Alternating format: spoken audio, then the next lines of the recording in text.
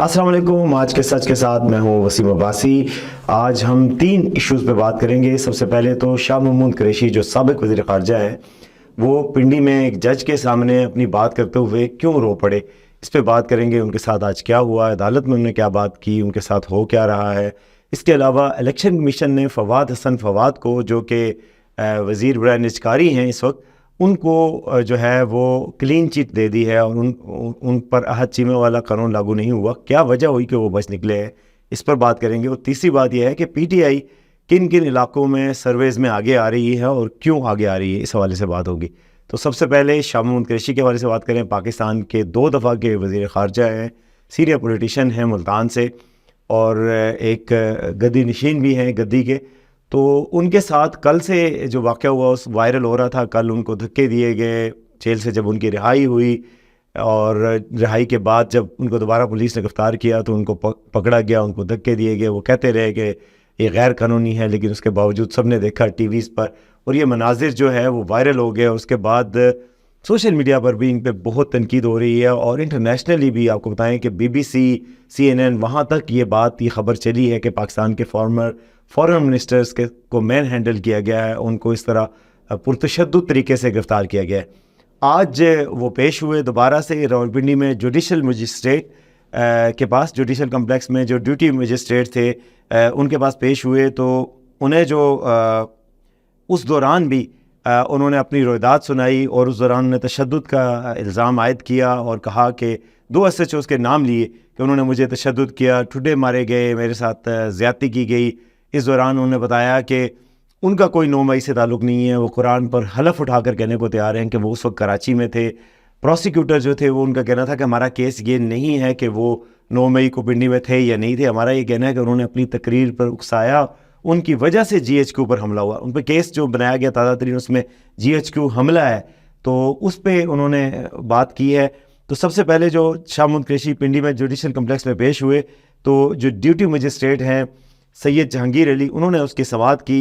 इस दौरान शाह महमूद कुरैशी अपनी रोयदाद बताते हुए आबदीदा हो गए। इस पर जो ड्यूटी मजिस्ट्रेट थे उन्होंने उनकी हथकड़ी खुलवा दी, वो हथकड़ी समेत उनको पेश किया गया था। उस पर शाह महमूद कुरैशी ने कहा कि मैं आलमी सतह पर पाकिस्तानी इदारों की सफाइयाँ देता रहा हूँ, क्या ये इंसाफ है? यानी उनको इनडायरेक्टली शाह महमूद कुरैशी साहब को भी पता है कि पुलिस पीछे नहीं है, उनकी गिरफ्तारी के इदारे उनकी गिरफ्तारी के पीछे हैं, तो उन्होंने इदारों के हवाले से बात की। और एक बहुत ही दिलचस्प बात भी की, उन्होंने कहा कि इंतहाई ज़िम्मेदार शख्स ने मुझे खुद कहा है कि आपका 9 मई से ताल्लुक़ नहीं है। उनका इंतहाई ज़िम्मेदार से मुराद ज़ाहिर है कोई आला फ़ौजी हुकाम के हवाले से उनकी बात है, और उस पर उन्होंने कहा है अगर आप कहें तो मैं उनका नाम भी बता। तो ये बात भी उन्होंने पिंडी में आज अदालत में बताई है। इस पर उन्होंने ज़ाहिर है उन्होंने कहा कि 9 मई में मेरा कोई ताल्लुक़ नहीं है। उस पर शाह महमूद कुरैशी ने कहा कि ना मौके पर ना FIR में मेरा नाम है, महीनों बाद FIR में मेरा नाम शामिल किया गया है। कुरान पाक पर हलफ देता हूँ, मैं 9 मई को रावलपिंडी में नहीं, पंजाब में भी नहीं था। मेरी तकरीर का हवाला दिया गया, लेकिन बात मुकम्मल नहीं है। मैंने कहा कानून को हाथ में नहीं लेना, वीडियो अदालत मंगवा लें। मैंने तो कहा कि पुरअमन एहतजाज अवाम का हक़ है। वो ज़िम्मेदार शख्स ने कहा कि मैं 9 मई में साफ़ हूँ, कहेंगे तो मैं आपको नाम बता दूँगा। वही ज़िम्मेदार शख्स जो है, वो मैंने आपको बताया कि ज़िम्मेदार शख्स तो पाकिस्तान में फिर कुछ ही होते हैं, सारे ज़िम्मेदार तो नहीं होते ना। वज़ीर आज़म को भी ज़िम्मेदार शख्स शाह महमूद कुरैशी साहब कभी नहीं कहेंगे। By the way, Shah Mahmood Qureshi साहब के दौर में जो कुछ होता रहा और उसको वो विंडिकेट करते रहे उन लोगों को, ये भी एक आईना है। गो के जस्टिफाइड नहीं है कि जो कुछ शाह महमूद कुरैशी के साथ हुआ, लेकिन वही बात है कि माजी में भी ये होता रहा है। 2018 के बाद दुनिया शुरू नहीं हुई, उससे पहले जो कुछ होता रहा है और उस पर ये खामोश रहे हैं, वो बात भी देखनी है। ताहम शाह महमूद कुरैशी का एक स्टेचर है इंटरनेशनली, उनका वो है। वीडियो इंटरव्यू में CNN के साथ उन्होंने कहा था कि डीप पॉकेट्स हैं मीडिया की, इसलिए वो नहीं बोलता, जिस पर बड़ी वायरल हुई थी ये बात भी।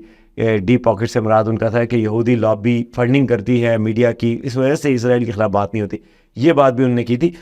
तो उसके बाद से उनका बड़ी धूम हुई थी। रेमंड डेविस के केस पर उन्होंने PTI पीपल्स पार्टी से इस्तीफ़ा दिया था। ताहम उनके बारे में ये हमेशा से तासुर इस्टेब्लिशमेंट के करीब समझे जाते हैं। उनके ख़ानदान के हवाले से है कि ये ख़ानदान जो है, इनको जागीरें मिली थी उस वक्त जब अंग्रेज़ों की हिमायत में इन्होंने किया था। ताहम जो आजकल हो रहा है उसकी तो कोई जस्टिफिकेशन नहीं दी जा सकती। शाह महमूद कुरैशी ने बहरहाल इस वक्त इस्तिकामत दिखाई है और उनके साथ खड़े रहे हैं और अपना केस भी अच्छे तरीके से प्लीड किया। आज कोर्ट में भी अच्छे तरीके से प्लीड किया। उनके जो प्रोसिक्यूटर थे वो कह रहे हैं कि जी इन्होंने ट्वीट भी किया था, ट्वीट भी पढ़कर सुनाया गया। ट्वीट में ज़ाहिर है उन्होंने कहा था कि کپتان کے ساتھ گرفتاری کے وقت یکجہتی کے لیے باہر نکلے لوگوں کو کہا. تو بعد میں شاہ محمود قریشی نے کہا کہ میں باہر نکلنے سے مراد میری یہ تھی کہ پرامن احتجاج کریں, قانون کو ہاتھ میں لینے کی تو میں نے بات ہی نہیں کی. اچھا, شاہ محمود قریشی نے جو ادھر کہا کہ 24 گھنٹے تک انہیں حراست میں رکھا گیا, انہوں نے ایس ایچ اوز کے نام بھی لیے, انہوں نے ڈیوٹی مجسٹریٹ سے مکالمہ کرتے ہوئے کہا کہ اپنی اسٹیٹمنٹ ریکارڈ کرانا چاہتا ہوں, مجھے سپریم کورٹ نے ضمانت دی تھی, میں چل کے جمع کرا کر مجھے ضمانت کا حکم دیا گیا, جیسے ہی رہائی کا روکار جاری ہوا گرفتار کر لیا گیا, مجھے غیر قانونی طور پر رکھا گیا, جیل کی حدود میں تھا, وہاں پنجاب پولیس گرفتار کرنے پہنچی, 5 بار ممبر پارلیمنٹ رہ چکا ہوں, جبکہ ایس ایچ او جمال نے مجھے مکے لاتیں ماری. یہ بات کہی, بڑی افسوسناک بات ہے. انہوں نے کہا کہ ایس ایچ او کا نام لیا اور کہا کہ ایس ایچ او جمال نے مجھے مکے لاتیں ماری, اور ایس ایچ او اشفاق کا نام لیا, اشفاق چیمہ کا, اور کہا کہ اشفاق چیمہ نے مجھے گالیاں دی, میری چھاتی میں درد ہو رہی تھی. انہوں نے مزید کہا کہ میں موقع پر موجود نہیں تھا, مجھ سے بیان لینے پہنچ گئے, مجھے کل رات ایک ٹھنڈے کمرے میں رکھا گیا, رات بھر سونے نہیں دیا گیا, لائٹیں جلا کر بار بار جگایا گیا, شور مچایا گیا, اور مجھے ذہنی اور جسمانی طور پر تنگ کیا گیا. تو جو پراسیکیوشن ہے انہوں نے کہا جی ہمیں 30 روز کا ریمانڈ چاہیے ان کا, کیونکہ ہم نے فورینزکس کرنے ہیں, کچھ یہ کرنا ہے. شاہ محمود قریشی نے ان کی طرف دیکھتے ہوئے کہا کہ 30 روز, یعنی کہ یہ ظاہر ہے الیکشن قریب ہیں, 30 روز تک اگر وہ باہر ہوتے ہیں تو سین سے آؤٹ ہو جاتے ہیں. شاہ محمود قریشی کے کاغذات نامزدگی جمع ہو چکے ہیں, ظاہر ہے بظاہر وہ کنوکٹڈ بھی نہیں ہے, تو ان کے لڑنے کی راہ میں باقی کوئی رکاوٹ نہیں ہے. ان کی جو بیٹی ہیں وہ بھی کافی ایکٹیو ہیں اور وہ ان کی کیمپین چلا رہی ہیں. کل ایک جگہ پر انہوں نے بات کرتے ہوئے ٹی وی پہ کہا کہ میں تو صبر کر لوں گی, لیکن جو سلوک ان کے ساتھ کیا گیا ہے, یہ گدی نشین بھی ہیں, پیر بھی ہیں, تو ان کے ساتھ اگر یہ سلوک ہوگا تو ان کے مرید جو ہے وہ بہت سخت غصے میں ہوں گے, اور ظاہر ہیں. تو یہ بات بھی انہوں نے کی ہے, اور اب دیکھیں کہ ان کے کیس میں مزید کیا ہوتا ہے. لیکن ظاہر ہے لیول پلینگ فیلڈ کی بات ہو رہی ہے, اور لیول پلینگ فیلڈ کے حوالے سے پی ٹی آئی کی شکایات ہیں, اور ظاہر ہے یہ بھی بہت بڑی شکایت ہوگی کہ ظاہر ہے وہ حلقے میں الیکشن نہیں لڑ سکتے.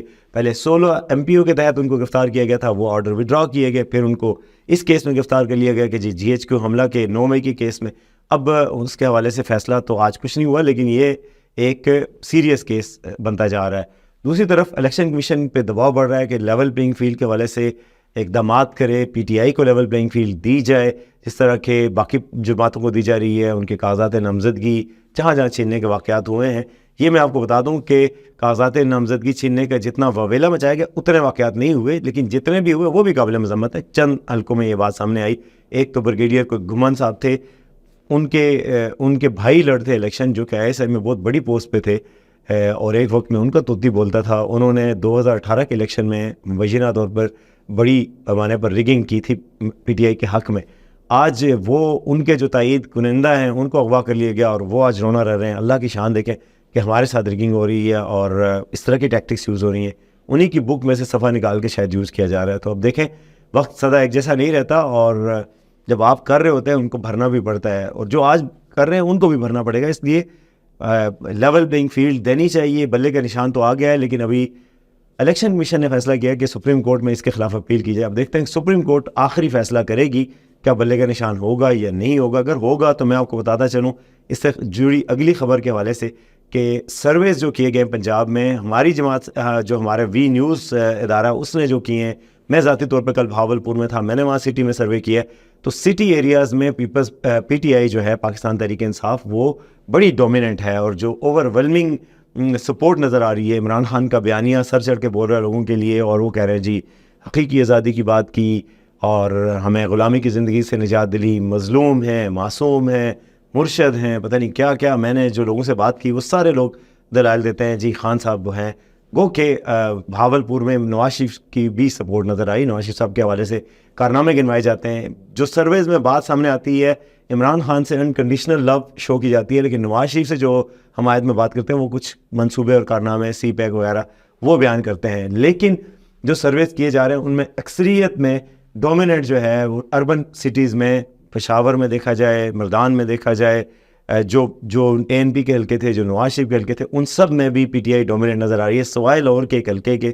اور باقی حلقوں میں جو واضح طور پہ نظر آ رہا ہے کہ پی ٹی آئی کی ہوا چل رہی ہے. تو یہ آپ کو بتانا تھا. اور تیسری خبر یہ تھی کہ فواد حسن کو الیکشن کمیشن نے آج کلین چٹ دے دی ہے. ان کے حوالے سے کیس آیا تھا کہ جس طرح احد چیمہ ہیں وہ الیکشن پہ اثر انداز ہو سکتے ہیں, ان کو ہٹا دیا جانا چاہیے. فواد حسن بھی نواز شریف کے پرنسپل سیکرٹری رہ چکے ہیں جب وہ پرائم منسٹر سے, تو ان کو ہٹایا جائے. لیکن الیکشن کمیشن نے آج کہا ہے کہ فواد حسن وزیر نجکاری ہیں، پی آئی اے کے نجکاری کی کوشش کر رہے ہیں. اسٹیل مل کو تو ویسے نکال دیے، لیکن باقی جو ادارے ہیں جو بوجھ ہیں سفید آتی ہیں ان کو نکالنے کی کوشش کی جا رہی ہے. تو فواد حسن کے حوالے سے انہوں نے کہا کہ وہ الیکشن عمل پر اثر انداز نہیں ہو سکتے.